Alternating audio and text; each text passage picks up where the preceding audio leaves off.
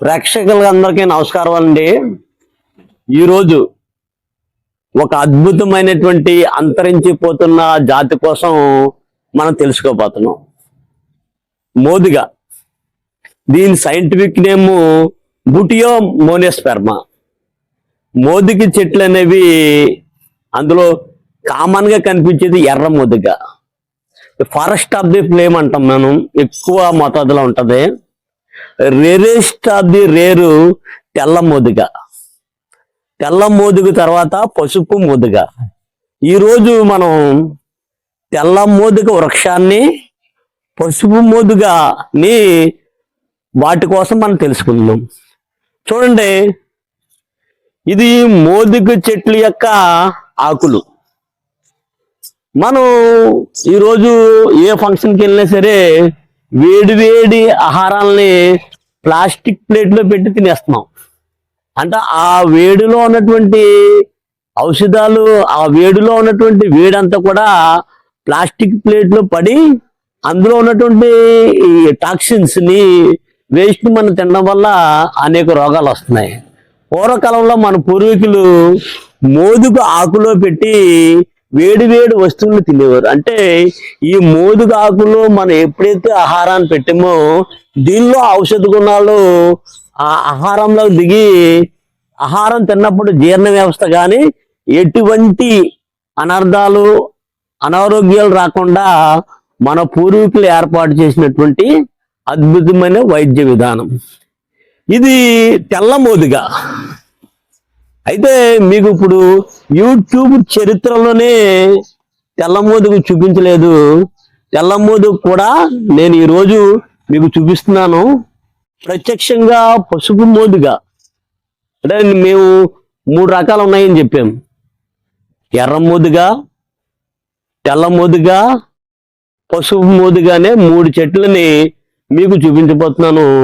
ముందుగా పసుపు మోదుగ చూసిన తర్వాత తెల్ల మోదుగకి వద్దాం. ఒకసారి రండి.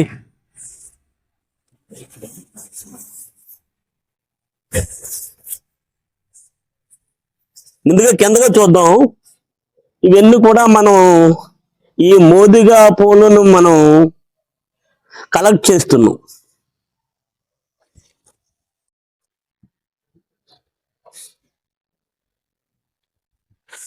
చూశారు కదా, చిలక ముక్కు ఆకారంలో ఉన్నటువంటి పసుపు మోదుగ.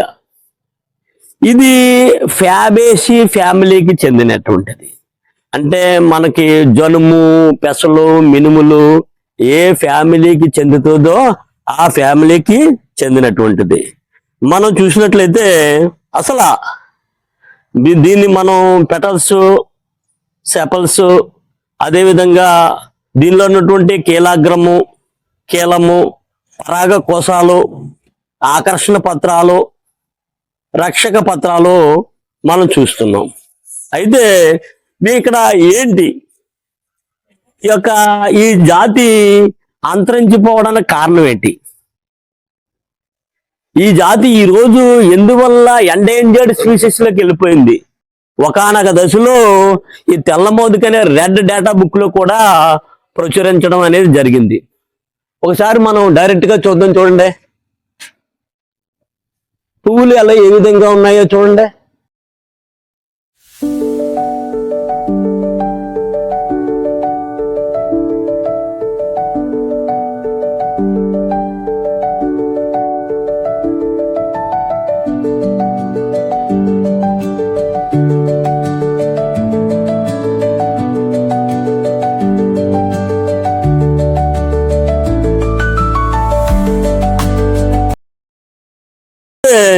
ఈ యొక్క మోదుగ చెట్ల యొక్క ఈ మోదుగుని మనం ఎందువల్ల అంతరించిపోయింది?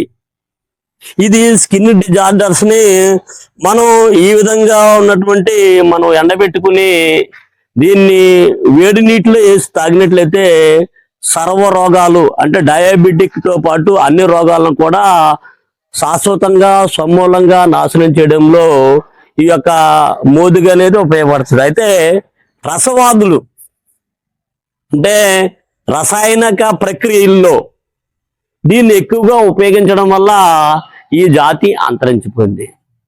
ఇక్కడ అద్భుతమైనటువంటి ఒక విషయాన్ని మీకు చెప్పదలిచాను. కాయ కల్ప చికిత్స అంటే కాయం అంటే శరీరము, కల్పం అంటే అనేక సంవత్సరాలు. 100 సంవత్సరాలు ఉన్నటువంటి వ్యక్తులు 40 సంవత్సరాలు 30 సంవత్సరాలకి తగ్గించే అద్భుతమైనటువంటి మొక్క. రసవాదులు రసాయన ప్రక్రియలో వాడడం వల్ల ఈ జాతి అంతరించిపోయింది. అది ఏ విధంగా చేస్తారో అనేది ఏముందంటే, ఇటువంటి ప్రక్రియలు దీనికి శాస్త్రోక్తంగా ఎలా ఉందనేది గాలిమాటలు కాకుండా చాలా అథెంటికేటెడ్ గా ఈరోజు శాస్త్రం ఏ విధంగా ఉందో మీకు చూపిస్తూ మీకు ఆ ప్రక్రియలు కూడా చెప్పడం జరుగుతుంది. అయితే దీన్ని ఏ విధంగా ఆ ప్రక్రియలు ఏం చేశారంటే, ఈ చెట్లని నరికి దానిలో త్వర చేసి ఉసిరికాయలు పెట్టి దాని నుంచి ప్రక్రియ చేయడం వల్ల ఈ జాతి అంతరించిపోయింది. ప్రకృతిలో ఉన్న వనరుల్ని భద్రంగా బాధ్యతగా ఉపయోగించుకోవాలనే ఒక సంకల్పంతో మనం ఈ వనరుల్ని ఈ జాతిని మనం కాపాడుకోవాలా. లేదంటే ఈ జాతి ఎంత కష్ట నష్టాలకు వచ్చి యూట్యూబ్ చరిత్రలో కూడా పసుపు మోదుగ అనేది ఎవరూ చూపించలేదు, మేము చూపించాం. దీనికి సంబంధించినటువంటి ఆరోగ్య లక్షణాలు అంటే జీర్ణ సంబంధమైనటువంటి ఆరోగ్య సంబంధాలు, నాడీ సంబంధమైనటువంటి ఆరోగ్య సంబంధాలు, టోటల్ గా శరీరం కాయకల్ప చికిత్సలో అంటే ఎక్కువ సంవత్సరాలు జీవించడానికి ఈ యొక్క ఔషధాలని, దీని యొక్క ప్రతిదీ కూడా ఔషధమే. దీని యొక్క ఆకు, వేర్లు, అదేవిధంగా బార్కు, బెరడు, కాండము, చిగుళ్ళు అన్ని అద్భుతమైనటువంటి ఉపయోగాలు కలిగినటువంటి అద్భుతమైనటువంటి ఈ వృక్షాన్ని మనం కాపాడుకోవాలి బాధ్యతగా. అప్పుడు మాత్రమే ఈ ప్రకృతి ఈ వనరుల్ని మనం బాగా కాపాడుకోవడం అవుతాం. ఈ మోదుగ పుష్పాలని మనం చూసినట్లయితే చాలా ఉపయోగకరమైనటువంటి, ఇది ఒక పువ్వు కొయ్యడానికి కూడా చాలా నాకు బాధగా ఉంది. కానీ ఈ ప్రేక్షకుల కోసం ఒక పువ్వుని నేను బాధ్యతగా తీస్తున్నాను. చూసినట్లయితే ఇది ఫ్యాబేసి ఫ్యామిలీ. ఇది మనకి చూసినట్లయితే జనుము పుష్పాలు ఏ విధంగా ఉంటాయో అదే విధంగా ఉంటాయి.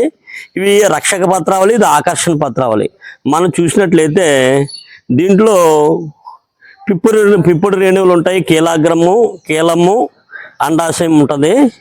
చాలా అద్భుతమైన మొక్క. దీన్ని ఈరోజు నేను తీసుకుంటున్నాను. దీంట్లో అనేక ఔషధ గుణాలు ఉంటాయి. ఎటువంటి వ్యాధులు కూడా రావు.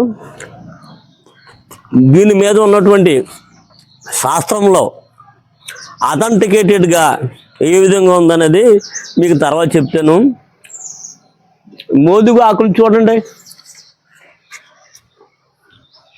పూర్వకాలంలో ఈ మోదుగ ఆకుల్లోనే వేడి ఆహారాలను తీసుకోవడం వల్ల ఔషధ గుణాలు అందులోకి వచ్చి చక్కటి ఆరోగ్యం అనేది ఆ రోజుల్లో సిద్ధించేది.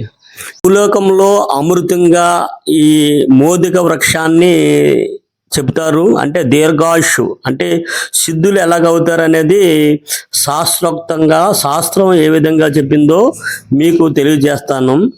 తెల్ల మోదుగ చెట్టు యొక్క పంచాంగ చూర్ణమును ఒక కర్షమును తేనెతో చేర్చి నెల రోజులు పుచ్చుకున్న జరామరణమును నశించును. అంటే 1 సంవత్సరము సేవించేవాడు బ్రహ్మాయుష్ను కలిగి సిద్ధుడిగా నుండునంటే 200 సంవత్సరాలు కూడా బతుకుతాడని శాస్త్రము చెప్తుంది.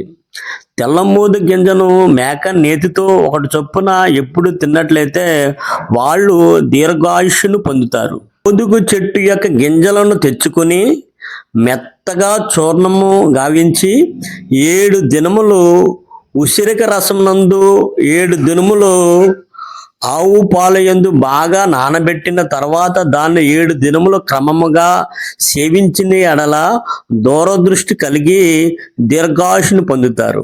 అదేవిధంగా మోదుగ గింజల యొక్క పొట్టును తీసి 7 దినములు ఉసిరిక రసమందు మరియు 7 దినములు మేకపాలనందు నానబెట్టిన తర్వాత 7 దినములు ఎండించి యంత్రమునందుంచి ఆ గింజల నుండి నూనె తీయవలెను. ఈ నూనెతో నెయ్యి అంటే ఆవు నెయ్యి, తేనె సమభాగాలుగా చేసుకుని 14 దినాలు ఒక తులము సేవించవలను. ఈ ప్రకారము క్రమము తప్పకుండా సేవించిన ఎడల, బ్రహ్మచర్య వ్రతం కూడా గావించిన ఎడల అగ్ని గాని జలము గాని బాధించవు. అతడు బహుకాలము అంటే 150 నుంచి 200 సంవత్సరాలు జీవిస్తాడని మన ఆయుర్వేద శాస్త్రం అనేది తెలియజేస్తుంది. అందువలనే హిమాలయాల్లో ఉండేవాళ్ళు 200-300 సంవత్సరాలు ఈ తెల్లమోది యొక్క గింజలను ఉపయోగించి వాళ్ళు ఆ విధంగా దీర్ఘాయుష్ను పొందడం అనేది మనకు ఆయుర్వేద శాస్త్రము తెలియజేస్తుంది. ఎర్రమోదుగా, పశువు మోదుగా, తెల్లమోదుగా. 4వది తీగమోదుగా. తీగమోదుగు కూడా చాలా అరుదైనటువంటి అద్భుతమైనటువంటిది. ఇది కూడా భవిష్యత్తులో దీని పుష్పాలు వచ్చిన తర్వాత పుష్పాలతో పాటు దీని యొక్క ఔషధ గుణాలు, దీని యొక్క వాల్యూస్ మీకు తర్వాత సమగ్రంగా వీడియో చేయడం జరుగుతుంది.